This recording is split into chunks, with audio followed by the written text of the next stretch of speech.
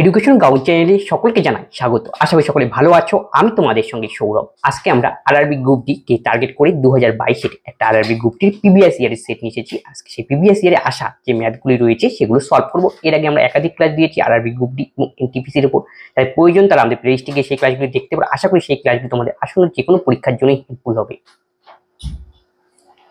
প্রথম যে আজকে অঙ্ক রয়েছে সেটা হলো এজ রিলেটেড অঙ্ক।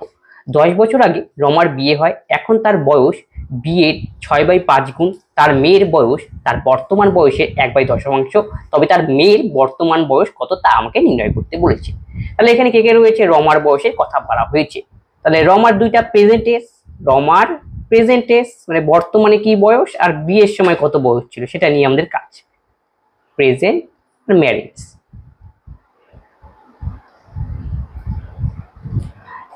তাহলে কন্ডিশনে বলা হয়েছে 10 বছর আগে আমার বিয়ে হয়, ঠিক আছে। এখন তার বয়স তার বিয়ের 6/5 গুণ। তাহলে বিয়ের সময় তার বয়স যদি 5x ধরি আমরা, তাহলে বর্তমানে তার বয়স কত হবে? 5x কে 6/5 দিয়ে গুণ করতে বলা হয়েছে, তাহলে বর্তমানে তার বয়স হবে 6x। তাহলে এই যে বর্তমান বয়স আর যে বিয়ের সময় তাদের যে বয়সের গ্যাপ, সেই গ্যাপের মান দেওয়া রয়েছে 10 বছর। তাহলে আমি বলতে পারি 6x minus 5x is equal to 10। তাহলে x এর মান আমরা এখান থেকে বের করতে পাবো 10। আমাকে বের করতে বলছে তার মেয়ের বর্তমান বয়স কত। তার মেয়ে এখানে আমরা কন্ডিশন দেওয়া রয়েছে, মেয়ের বর্তমান বয়স তার বয়সের 1/10, তার বর্তমান বয়স আগে বের করা জরুরি। তাহলে আমি x এর মান 10 পেলাম, তাহলে রমার বর্তমান বয়স 6x, তাহলে x এর মান এখানে পুট করবো 6×10, তাহলে রমার বর্তমান বয়স হলো 60। এখন বলছে তার মেয়ের বয়স কত। তার মেয়ের বয়স হলো তার যে বর্তমান বয়স তার 1/10, তার মানে 6 বছর। Option C. পরেরটা একটা পৌনঃপুনিক রিলেটেড অঙ্ক।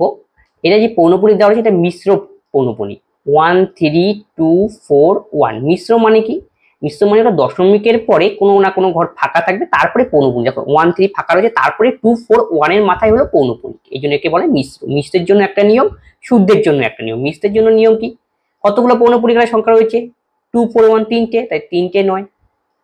পৌনঃপুনিক বাদে দশমিকের পরে দুটো ঘর রয়েছে 1 আর 3, এই জন্য 00 বসবে। তারপরে আমাকে করতে হবে নিয়ম হলো 1 3 2 4 1 মাইনাস পৌনঃপুনিক বাদে কি রয়েছে 13, তাকে বিয়োগ করে দাও। তারপরে ক্যালকুলেশন করে যেটা মান আমাদের বেরোবে সেটি হলো p/qর মান। তাহলে আমাকে ক্যালকুলেশন করতে হবে। তাহলে 11 থেকে 3 যদি বিয়োগ করি 8, হাতের হলো 1, 4 থেকে 2 বিয়োগ করলে 2। 11 থেকে 3 বিয়োগ করলাম 8, 4 থেকে 2 বিয়োগ করলে 2, তাহলে পড়ে থাকবে কত? 1 3 2। আর নিচে 99900। 4 দিয়ে আমরা কাটাকাটি করি, 3 4 12, 13 থেকে 12 করলে 1 12, 3 4 12, তারপরে 0 4 7 28। 4 দিয়ে নিজেরটাকে কাটাকাটি করো, 4 দোকানে 8, 9 থেকে 8 গেলে 1 19, 19 আর 4 4 16, 3 39, 4 9 36, 40 39, 4 34 33, 4 7 28, 2 20, 4 5 24975। আর উপরে বসবে 3307। Option D. নিম্নলিখিত কোনটি সত্য? প্রতিটি ট্রাপিজিয়ামে একটি সামান্তরিক, প্রতিটি সামান্তরিকে একটি বর্গক্ষেত্র, প্রতিটি আয়তক্ষেত্রে একটি বর্গক্ষেত্র, প্রতিটি বর্গক্ষেত্রে একটি রম্ব। তোমার ট্রাপিজিয়াম, সামান্তরিক এবং রম্বস সম্পর্কে একটি ধারণা সম্পর্কে কোশ্চেন জিজ্ঞেস করেছে। ট্রাপিজিয়াম মানে কি? ট্রাপিজিয়াম দ্বারা চতুর্ভুজ। ট্রাপিজিয়াম মানে কি? যার বিপরীত বাহুগুলো এরকম সমান্তরাল থাকবে। আর এক জোড়া বিপরীত বাহু কি? বিপরীত বাহু সমান্তরাল। আর এটা কি? সমানও থাকতে পারে বা নাও থাকতে পারে। এই যে সমান, এই পাশেরটা দুটো, তাহলে সমদ্বিবাহু ট্রাপিজিয়াম। যদি এই পাশে সমান না থাকে তাহলে সমদ্বিবাহু হবে না, বিষমবাহু ট্রাপিজিয়াম হবে। মানে এটাও একটা ট্রাপিজিয়াম কিন্তু, ঠিক আছে। তাহলে এটা ট্রাপিজিয়ামের ফিগার। আর সামান্তরিকের ফিগার মানে বিপরীত বাহুগুলো সমান এবং সমান্তরাল হবে, এই যে ট্রাপিজিয়াম। কোনো কোণই 90 ডিগ্রি নয় সামান্তরিকে। আর কি দেওয়া রয়েছে? বর্গক্ষেত্র। বর্গক্ষেত্র 4টা বাহু সমান এবং এর প্রত্যেকটা কোণের মানই হবে 90 ডিগ্রি, এটা বর্গক্ষেত্র। আর আমাদের হচ্ছে রম্বস। রম্বস মানে ঠিক বর্গক্ষেত্রের মতনই, 4টা বাহু সমান হবে কিন্তু কোনো কোণই 90 ডিগ্রি নয়। 4টা বাহু সমান কিন্তু কোনো কোণই 90 ডিগ্রি নয়, 90 ডিগ্রি নয়। এটা রম্বসের বৈশিষ্ট্য।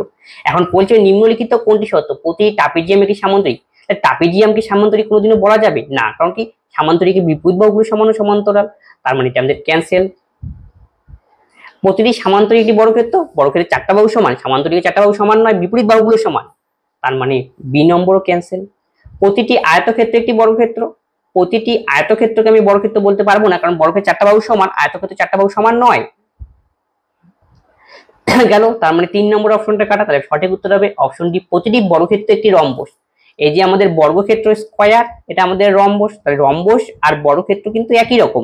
পার্থক্য কোথায়?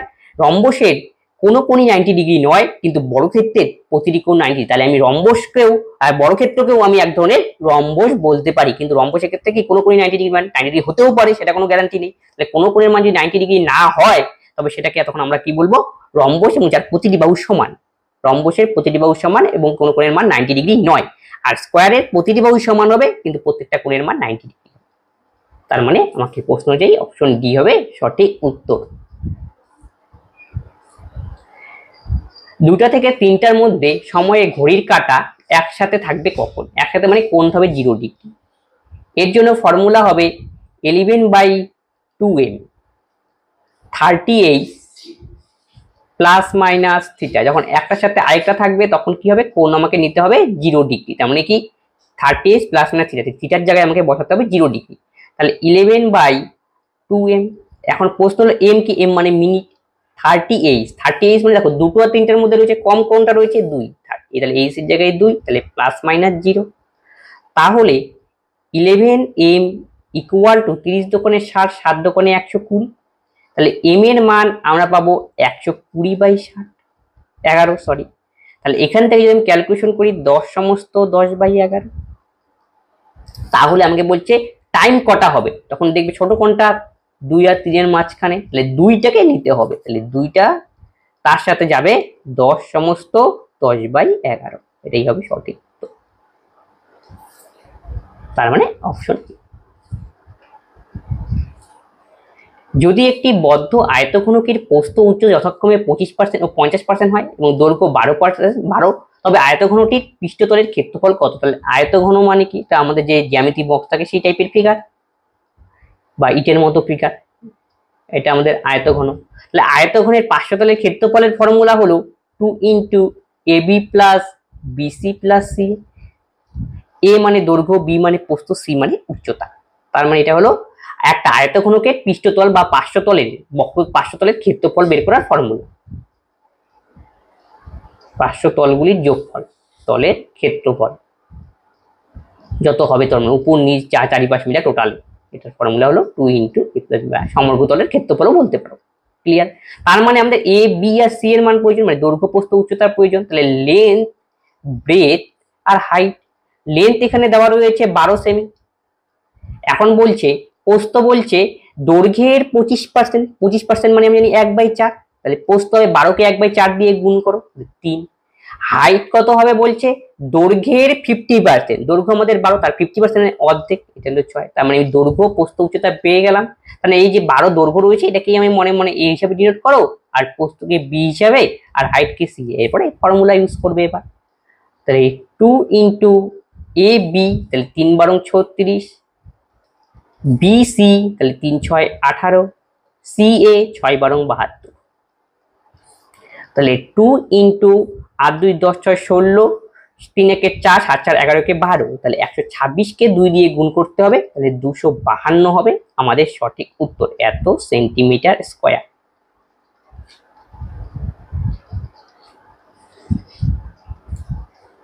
রঘু তার 16 বছর বয়সী মেয়ের নামে এত টাকা বিনিয়োগ করলো এমন একটি স্কিমে যা বার্ষিক 5% চক্রবৃদ্ধি সুদ প্রদান করে, বার্ষিক চক্রবৃদ্ধি হয়, তবে তার মেয়ে 18 বছর বয়সে কত টাকা পাবে? কারণ তার বয়স ছিল প্রথমে 16, তারপরে 18 বছর ম্যাচুরিটি হবে, তার মানে ইয়ার কত? 2। প্রিন্সিপাল হলো আমাদের 5 লক্ষ টাকা সে ইনভেস্ট করেছে, জমা করেছে ফিক্সড ডিপোজিট, 5টা 0। ক্লিয়ার?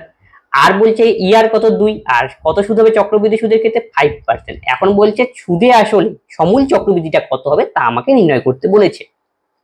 তাহলে 1 বছর, 2 বছর, তাহলে 50,000-এর প্রথমে আমি 5% করবো, 5% ডবল শূন্য কেটে দাও, 5 × 5 = 25, 1 2 3, এটা প্রথম বছরের ইন্টারেস্ট। দ্বিতীয় বছরে কি হবে, কম্পাউন্ড ইন্টারেস্টে জানি আমরা কি ইন্টারেস্টের উপর ইন্টারেস্ট হয়, তাহলে 50,000 এর উপর তো 5% হবেই, সেটা 25,000।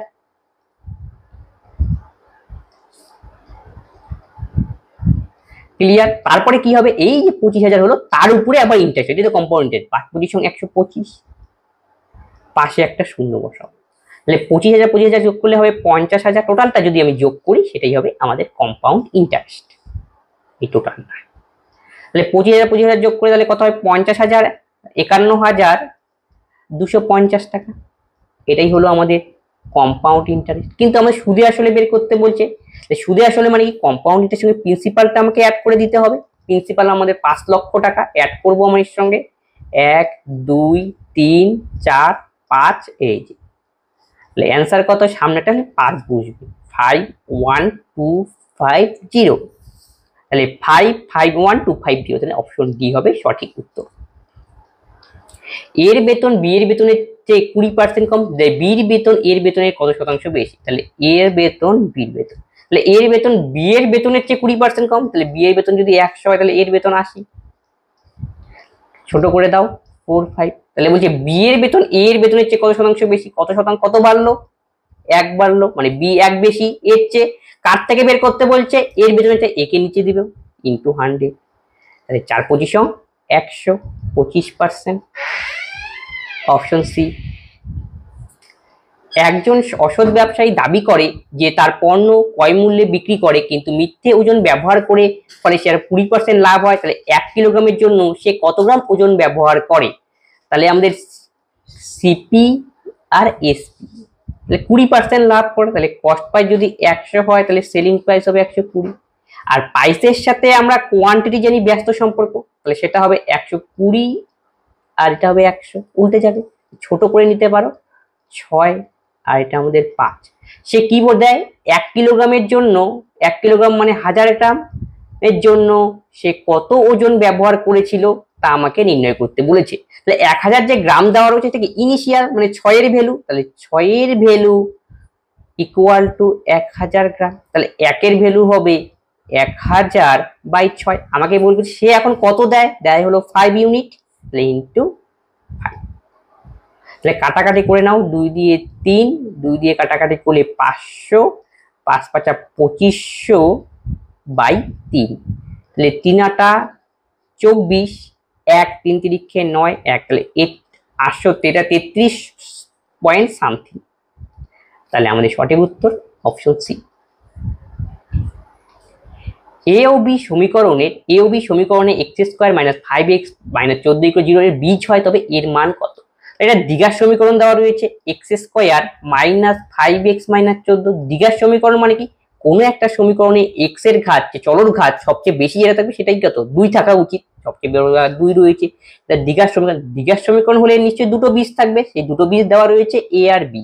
আর দ্বিঘাত সমীকরণের ক্ষেত্রে দুটো বীজ যদি আমরা জানি, সেই বীজ দ্বয়ের যোগফলের ফর্মুলা হলো -b/a, আর বীজ দ্বয়ের গুণফলের ফর্মুলা হলো c/a। এখানে b/a মানে বোঝানো হয়েছে যে এ বি, মানে এই ইকুয়েশনটাকে তুমি এই ইকুয়েশনের সঙ্গে তুলনা করবে, এটা হলো দ্বিঘাত সমীকরণের একটা স্ট্যান্ডার্ড ইকুয়েশন। তাহলে এখান থেকে তোমাকে এ আর বি বুঝতে হবে, এই এ বি কিন্তু আলাদা, এটা মানে বীজ, এটাকে আমরা লিখি সাধারণত আলফা আর বিটা আকারে। তাহলে মাইনাস বি কত, এক্স এর সামনে যে সহগ থাকে তাকে আমরা বলি বি, এক্স এর সামনে রয়েছে -5, তাহলে বি হলো আমাদের -5, তাহলে মাইনাস সামনে হচ্ছে +5। আর এ মানে x² এর সহগ, x² এর সামনে কিছু নেই মানে 1 রয়েছে, তার মানে নিচে 1। তাহলে a প্লাস বির মান আমি পেলাম 5। একই রকম ভাবে a into B, c/a, c মানে যে কনস্ট্যান্ট টার্মটা থাকে, যে কনস্ট্যান্ট টার্মটা c, -14। আর এর মান x² এর সহগ মানে 1, তাহলে এটা হলো আমাদের -14। তাহলে বলতে পারি a প্লাস বি মানে দুটো বীজের যোগফল হলো 5 এবং দুটো বীজের গুণফল হলো -14। এখান থেকে আমাকে এই যে একটা এক্সপ্রেশন দিয়েছে তার মান নির্ণয় করতে বলেছে। এখান থেকে দেখো আমি এখান থেকে কমন নিচ্ছি, a² b² কমন যাচ্ছে এই উপরের টার্মটা থেকে, a² b², তাহলে পড়ে থাকবে কি, a পড়ে থাকবে আর পরেরটাতে পড়ে থাকবে b। এখন আমি মানটা বসাবো, তাহলে a b মানে কি, -14 তার স্কয়ার, তাহলে -14 তার square into a plus b, এর মান আমাদের 5, তাহলে 14 যদি স্কোয়ার করে তাহলে 196, মাইনাসে মাইনাসে প্লাস হয়ে যাবে, তাকে 5 দিয়ে আমাকে গুণ, 5 6 30, 5 95, 98, তাহলে 980 হবে সঠিক। এ ও বি একসাথে একটি কাজ 12 দিনে শেষ করতে পারে, এ একা সেই কাজটি 20 দিনে শেষ করতে পারে। যদি বি প্রতিদিন কাজের অর্ধেক সময় কাজ করে তাহলে এ ও বি একসাথে কাজটি কতদিনে শেষ করবে? তাহলে এ প্লাস বি দুজনে মিলে একটি কাজ করে 12 দিনে, এটা 1 নম্বর কন্ডিশন। তারপরে বলছে এ একা যদি কাজটি করে তার 20 দিন সময় লাগবে। তাহলে এখান থেকে আমি বের করি তাহলে বি একা কাজটি করে বির কতদিন সময় লাগতে পারে এটা হিসাব বের করে নেবো। তাহলে 12 আর 20 এলসিএম করতে হবে, তাহলে 12 আর 20 যদি এলসিএম করি তাহলে 60 হবে আমাদের লসাগু। 5 12 60, 3 20 60, তাহলে এটা হলো আমাদের এফিসিয়েন্সি। এখান থেকে আমি বিট টাইম বের করে নিতে পারবো। বিট টাইম কি? তাহলে এ প্লাস বি থেকে এর এফিসিয়েন্সি বিয়োগ করব 2, এই 2 কার এফিসিয়েন্সি? বির এফিসিয়েন্সি। তাহলে বিট টাইম দরকার, তাহলে টোটাল ইউনিট কাজ 60, তাকে 2 দিয়ে ভাগ, তাহলে 30, তাহলে বিট টাইম হবে 30। তাহলে বিট টাইম যদি 30 হয় বির এফিসিয়েন্সি নিশ্চয়ই 2 হবে, 30 দোকানে 60, এই যে মিলে গেল। তারপরে কি বলেছে? এ একা কাজটি 20 দিনে শেষ করে, বি প্রতিদিন তার কাজের অর্ধেক সময় কাজ করে। তাহলে বি এর কাজ করতে সাধারণত টাইম লাগে 30 দিন, কিন্তু সে কি করে? প্রতিদিন তার কাজের অর্ধেক সময় কাজ করে, তাহলে কাজটা শেষ করতে নিশ্চয়ই বেশি সময় লাগবে। অর্ধেক কাজ করে ব্যস্ত মানিক মানে 30 দোকানে 7 দিন সময়, যেহেতু প্রতিদিন যা কাজ করা উচিত তার অর্ধেক করে কাজ করে, ঠিক সময় যদি কাজটা শেষ করে তার কি নিশ্চয়ই যা সময় তার থেকে বেশি লাগা উচিত, যেহেতু অর্ধেক করে কাজটা করতে 30 দিনে সে কাজটা করতে পারে, 30 দোকানে 7 দিন সময় লাগবে, এইটাই লজিক। তাহলে বির এখন টাইম হবে 60, আর এর টাইমে তো ফিক্স থাকবে, এর কোনো কি পরিবর্তন নেই। এখন বলছি এরা দুজন যদি এইভাবে কাজ করে তাহলে কাজটা কত দিনে শেষ হবে? তাহলে দুটো যোগ করতে হবে, যোগ করে তুমি লসাগু করে দাও। 60, 3 20 60, 20, সরি 60 কে 60, তাহলে এফিসিয়েন্সি হবে বি 1 আর এর হবে 3। তাহলে আমাদের এ প্লাস বি এর টাইমের দরকার, তাই টোটাল ইউনিট কাজ by a plus b efficiency, 3 একে 4, তাহলে 4 15 60, অপশন কি। 1/2 সেমি ব্যাস বিশিষ্ট একটি গোলকের পৃষ্ঠতলের ক্ষেত্রফলের কত তা নির্ণয় করতে হবে। গোলকের পৃষ্ঠতলের ক্ষেত্রফল বের করার ফর্মুলা হলো 4 পাই আর স্কয়ার। তাহলে 4 বসবে, আর পাইয়ের মান অপরিবর্তনশীল বলছে, পাই দিয়ে সবগুলো অ্যান্সার রয়েছে, তাই পাইকে মান বসাবে না, এটা চোখে সামান্য কি দৃষ্টি ঠিক রাখবে। 1/2 সেমি ব্যাস, তাহলে ব্যাস দেওয়া রয়েছে, ব্যাসকে আমি জানি আর মানে ব্যাসার্ধ করতে হবে, তাহলে 1/2 ব্যাসকে ব্যাসার্ধ করতে 2 দিয়ে ভাগ করতে হবে, সেটা হবে 1/4 তার স্কয়ার। তাহলে 4 পাই 1/16, তাহলে 4 4 16, তাহলে পাই/4 হবে এই অঙ্কের সঠিক উত্তর।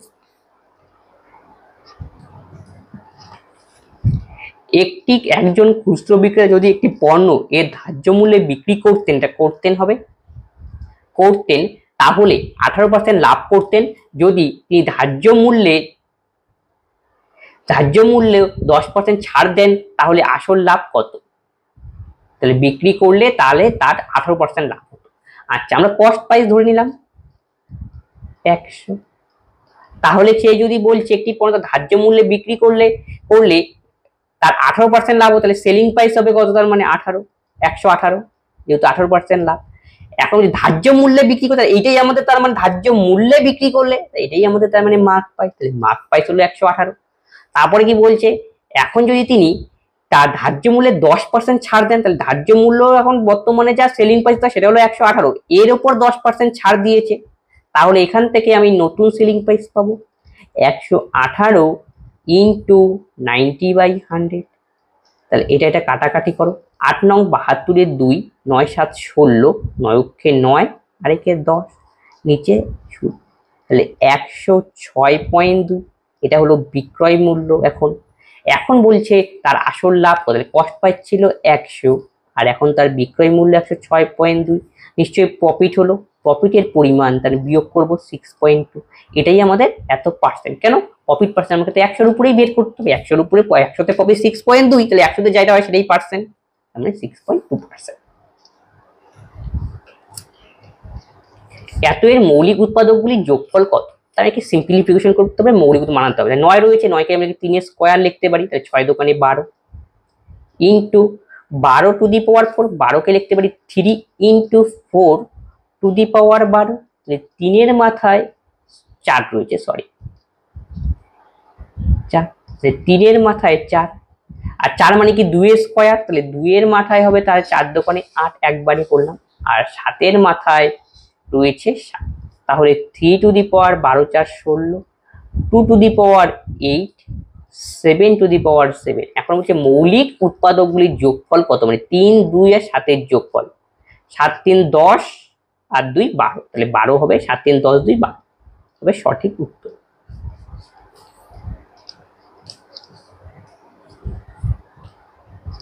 যদি x গ্রেটার দেন 0, তবে এত এর গড় দেওয়া রয়েছে, তাহলে x এর গড় মানে কি, টোটাল তার সাম আমাকে করতে হবে, তাকে টোটাল নাম্বার দিয়ে ভাগ করব, তাহলেই আমাদের বাড়াবে এভারেজ। এই লজিক, টোটাল সাম আমাকে করতে হবে। নাম্বার কতগুলি রয়েছে, 1 2 3 4 5 6 7টা, নাম্বার হলো 7, এটাও আমাদের লাগবে।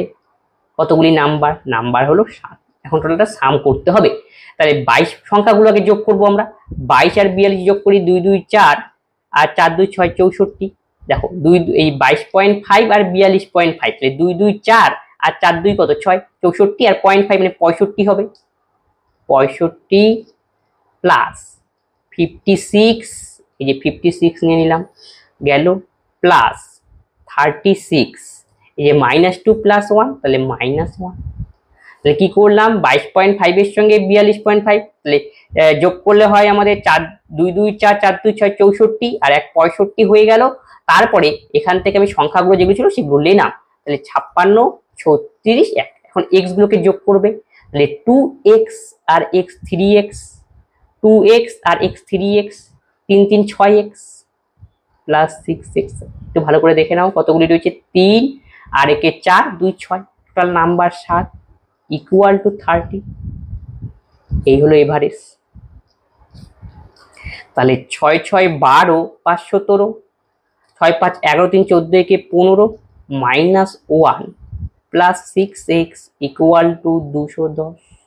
তাই এতে বিয়োগ করলে 156 প্লাস 6x ইকুয়াল টু 210। তাহলে 6x ইকুয়াল টু, যাতে বিয়োগ করতে হবে 10 থেকে 6 বিয়োগ করলে 4, 11 থেকে 6 বিয়োগ করলে 5, তাহলে x এর মান আমরা পাবো 6 নং 54। 3 বছর অন্তর জন্ম নেওয়া 5টি শিশুর বয়সের সমষ্টি 60 বছর, তাই সবচেয়ে ছোট শিশুর বয়স কত।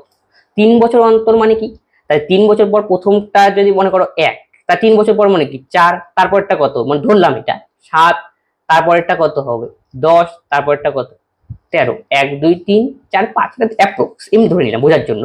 3 বছর গ্যাপ গ্যাপ করে জন্মগ্রহণ করে।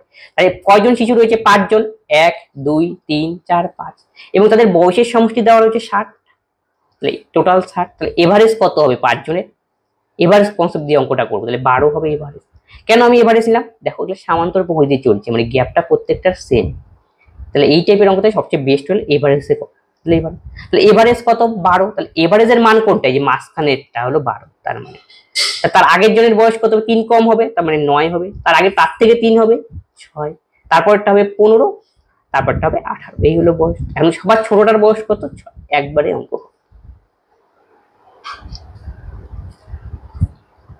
17 দিয়ে ভাগ করলে ভাগশেষ কত হবে, তার মানে 171 ইন্টু 173 ডিভাইডেড বাই 17। ভাগ করে 17কে ভাগ করো 170 10 দিয়ে, আর 1 থাকবে, তাহলে পরেরটা থাকবে +2 +3, গুণ করে দাও, 3 দোকানে 6 6 কে 6।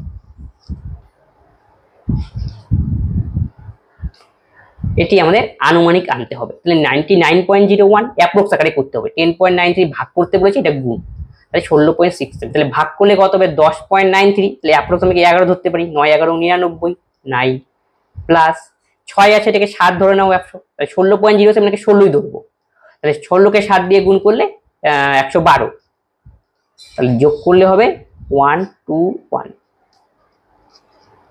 21, অপশন সি। একটি 3টি অঙ্কের সংখ্যা এমন যে একুকের অঙ্ক দশকের শতকের অঙ্কের অনুপাত 1:2:3, এই সংখ্যার বিপরীত সংখ্যার যোগফল এত, তাহলে বিপরীত সংখ্যাটির মান কত। তাহলে আমাদের একক দশক শতক, তাহলে এককের ঘরে দেওয়া হচ্ছে 1, দশকে 2, এর ঘরে 3, তার মানে এটা হবে x, পরেরটা হবে 2x, তারপরেরটা হবে 3x, তারপরে কি বলছে এদের সংখ্যাটা, তাহলে এটা হলো নাম ডিজিটগুলোকে আমি নাম্বারে কনভার্ট করবো। তাহলে কি করতে হয়, শতকের ঘরে তাকে 100 দিয়ে গুণ করব, আর যে দশকে তাকে 10 দিয়ে গুণ করব, আর যে এককের ঘরে থাকে তাকে 1 দিয়ে গুণ। সংখ্যাটা কত হয়, 300x প্লাস 10 দোকানে 20x প্লাস x, তাহলে হবে আমাদের 321x। ক্লিয়ার? 300 এটা পরীক্ষার সময় এইভাবে করবে ডাইরেক্ট, 300 পরেরটা 10, 2 দিয়ে 10 20, পরেরটা 1, তাহলে 321x গেল। তাহলে এখন কি বলছে, ডিজিটটাকে উল্টে লিখতে। উল্টে লিখলে পরে সবগুলো কি চেঞ্জ হয়ে যাবে, মানে সব শতকেরটাকে হবে এককের ঘরে আসবে, দশকেরটা দশকে থাকবে, আর এককের ঘরটা শতক হবে, তার মানে এটা উল্টে যাবে। তখন সংখ্যাটা হবে আমাদের 1 2 3x, নিউ নাম্বার। এখন এই দুটোর যোগফল দেওয়া রয়েছে 1332। তারপরে বলছে বিপরীত সংখ্যাটা নির্ণয় করতে, মানে নতুন সংখ্যাটা আমাকে নির্ণয় করতে। তাহলে যোগ করে দাও, 3 একে 4, 2 2 4, 3 একে 4, 444x ইকুয়াল টু 1332। 4 8 3 4 12, 3 4 12 3 দিয়ে যাবে, তাহলে x এর মান আমরা পাইলাম এখান থেকে 3। আমাকে বলছে নতুন সংখ্যাটা কত, তার মানে 123x এর মান আমাকে নির্ণয় করতে হবে। 123x, 3x করে মান বসাবো, 3 3 9, 3 দোকানে 6, 3 3 9, তাহলে 369।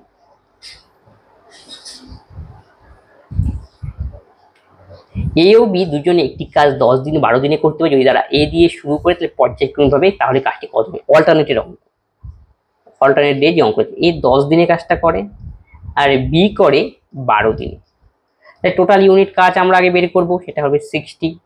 তাহলে এদের এফিসিয়েন্সি 6, পরের জনের 5। তাহলে কাজটা কি করছে, অল্টারনেট ভাবে এ বি এ করবে, তারপরে B A B A B ভেবে চলবে, তারপরে আমি করতে করতে 60 যখন শেষ হবে। রিপিটেশন কোনখান থেকে, এ বি থেকে। তাহলে এ করলো কয়দিন, একদিন, বি করলো একদিন 2 দিন, তাহলে এ একদিনে 6 ইউনিট করে আর বি একদিনে 5 ইউনিট করে, দুইজনে তারা তাহলে 2 দিনে তাহলে কত ইউনিট কাজ করবে, যেহেতু অল্টারনেট এ একদিন করলো পরের দিন বি করবে, এরকম, তাহলে 2 দিনে, তাই 2 দিনে তারা করবে 11 ইউনিট কাজ। আমাদের টোটাল ইউনিট কাজ 60, তাহলে 60 কাছাকাছি আনতে হবে। তাহলে কত দিয়ে গুণ, 5 11 50, 6 দিয়ে বেশি, যে 5 দিয়ে গুণ করো, 5 11 55 ইউনিট। 5 দোকানে 10 দিন তাহলে লাগবে, তাহলে 55 ইউনিট কাজ আমাদের হলো অলরেডি। তাহলে টোটাল কাজ ছিল 60, তাহলে কতটুকু বাকি রইলো, আর 5 ইউনিট বাকি রইলো। কাজ দেখো 60 আর হয়েছে কত 55, তাহলে বাকি থাকলো কত, 60 থেকে 55 বিয়োগ 5 ইউনিট। এই 5 ইউনিট কাজ কে করবে, যে শুরু করেছিল সেই করবে। এখন তার এফিসিয়েন্সি কত, 6 দিয়ে ভাগ করতে হবে, যে 5 ইউনিট কাজ আর এর এফিসিয়েন্সি 6, ইউনিটকে এফিসিয়েন্সি দিয়ে ভাগ করলে তাই। ঠিক আছে, তাহলে 10 সমস্ত 5/6 হবে আমাদের সঠিক উত্তর।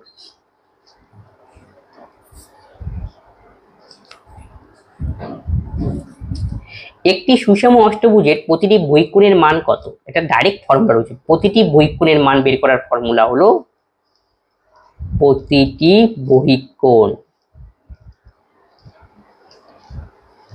360 ডিগ্রি ডিভাইডেড বাই এন। তাহলে 360 ডিগ্রি, আর অষ্টভুজ মানে এন এর জায়গায় 8 বসাবো, 4 8 32 4 40 45 ডিগ্রি।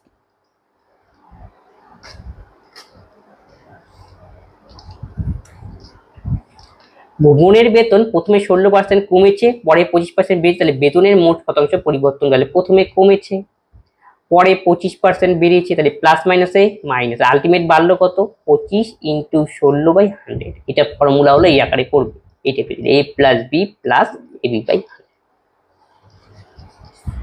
25 থেকে 16 গেলে 9, 4 25 100, 4 4 16, তাহলে মাইনাস 4, 9 থেকে 4 গেলে 5, তাহলে 5% কি প্লাসে আসা, তার মানে বৃদ্ধি পেয়েছে।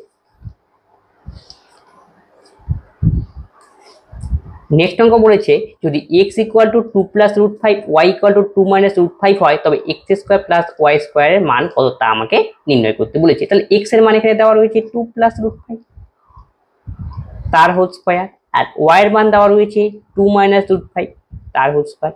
দেখো এটা ফর্মুলা যাচ্ছে, এটা কি a + b whole square a - b whole square. এর ফর্মুলাটা হলো 2 × a² + b²। তাহলে 2 তো বসবেই বাইরে, তাহলে a মানে হলো 2, 2 দোকানে 4 a², b মানে √5, √5 এর স্কয়ার করলে 5, তাহলে 5 4 9, 9 দোকানে 18। অপশন। যদি x cube minus 3x plus 3 হয় তাহলে এটি কি? তাহলে একটা আমাদের সমীকরণ দেওয়া রয়েছে x cube minus 3x plus 6 is equal to 0। এখান থেকে আসলে প্রশ্ন যে দ্বিঘাত সমীকরণ না রৈখিক সমীকরণ না দ্বিঘাত রাশি না দ্বিঘাত সমীকরণ নয়, একটা এক চলো ঘাত বিশিষ্ট দ্বিঘাত সমীকরণের স্ট্যান্ডার্ড ইকুয়েশন হলো x square plus b x plus c equal to 0। আর আমাদের কোন একটা রাশি মানে কি, রাশির সমাকলন কোনো সময় 0 হবে না। মনে করে এরকম একটা এক্সপ্রেশন থাকতে পারে 2x প্লাস 1, এটাকে রাশি বলা চলে, কিন্তু সমান সমান যখন 0 দেবো সেটা একটা সমীকরণে পরিণত হয়ে যায়। এখন প্রশ্নে আমাদের অপশনগুলোতে আসি। প্রথমটা বলছে এটি একটি দ্বিঘাত সমীকরণ। দ্বিঘাত সমীকরণ মানে কি x এর সর্বোচ্চ ঘাত 2 হতে হবে, কিন্তু এখানে 3, দেখো 3 x এর সর্বোচ্চ, তার মানে কি প্রথমটা ক্যান্সেল। একটি রৈখিক সমীকরণ, রৈখিক মানে কি মাথার মধ্যে খালি একটাই ঘাত থাকে, যেমন এরকম x plus 2x plus 1, x এর সর্বোচ্চ ঘাত 1 হবে, কিন্তু না সর্বোচ্চ ঘাত 3, তাই একটি রৈখিক সমীকরণ, এটাও হবে না। এটি একটি দ্বিঘাত রাশি। দ্বিঘাত রাশি হলে x স্কয়ার 2x প্লাস 1 হবে এবং কি পাশে শূন্য থাকবে না, এটাও কি দ্বিঘাত হবে না, x এর সর্বোচ্চ ঘাত 3, তাহলে এটাও এমনি ক্যান্সেল আউট। একটি দ্বিঘাত সমীকরণ নয়, দ্বিঘাত সমীকরণ নয়, এটা কারেক্ট হবে, কারণ দ্বিঘাত সমীকরণ হলে x এর সর্বোচ্চ ঘাত 2 হতে হয়, তাই স্ট্যান্ডার্ড ইকুয়েশন ফলো করতে হয়। তার মানে প্রশ্ন অনুযায়ী অপশন ডি হবে সঠিক উত্তর। একটি প্রদত্ত ডেটার যদি গড় এবং প্রচুরক এত হয় তাহলে স্থূল সম্পর্ক প্রয়োগ করে এটার মধ্যক নির্ণয় করো। এই জন্য একটা ফর্মুলা রয়েছে, mode is equal to 3 median minus 2 মিন। এখন প্রত্যেক ডেটার মানই দেওয়া রয়েছে, কোনটার গড়, গড় মানে হলো মিন, এবং প্রচুরক, প্রচুরক মানে হলো মোড, আর মধ্যক মানে হলো মিডিয়ান, মধ্যক মানে মিডিয়ান। তাহলে এই মানগুলো জেনে নাও। এখন মানগুলো তোমাকে এই টাইপের অঙ্ক, এই ফর্মুলা তোমরা খালি মনে রাখো, তাহলে অঙ্ক করবে। তারপরে গড় কত দেওয়া রয়েছে, 42, তাহলে গড়ের জায়গায় 42 বসবে এই জায়গা, তাহলে 42 দোকানে 84 গেল। প্রচুরক, প্রচুর মানে মোড়ের মান দেওয়া রয়েছে, মোড়ের মান হলো 60। আমি কি বের করতে বলছি, মধ্যক মানে মিডিয়ান বের করতে বলছি, তাহলে 3 মিডিয়ানকে আমি এম লিখলাম সঙ্গে এই। তাহলে 84 তাহলে ওই পাশে যাবে, বা 3 দিয়ে দেখো কাটাকাটি যাচ্ছে 20, 3 লক্ষে 3, 20, 3 দোকানে 6, আর থেকে 2 24, 3 8 24, তাহলে m is equal to 20 plus 28, তার মানে 48 হবে সঠিক উত্তর। এটাই আমাদের মধ্যকের মান, অপশন ডি। তাহলে আজকের ক্লাসে এই 24খানা অঙ্ক ছিল, এগুলি প্রিভিয়াস ইয়ারে আসা অঙ্ক আমরা সলভ করে দিলাম। যদি কোনো অঙ্কে তোমাদের ডাউট হয় অবশ্যই তোমরা কমেন্ট বক্সে কমেন্ট করো এবং বন্ধুর সঙ্গে ক্লাসগুলি শেয়ার করে দাও, যাতে সকলেই ক্লাস থেকে উপকৃত হয়। তবে আজকের ক্লাস আমরা এখানে শেষ করছি, পরবর্তী ভিডিওতে আবার দেখা হচ্ছে। ধন্যবাদ।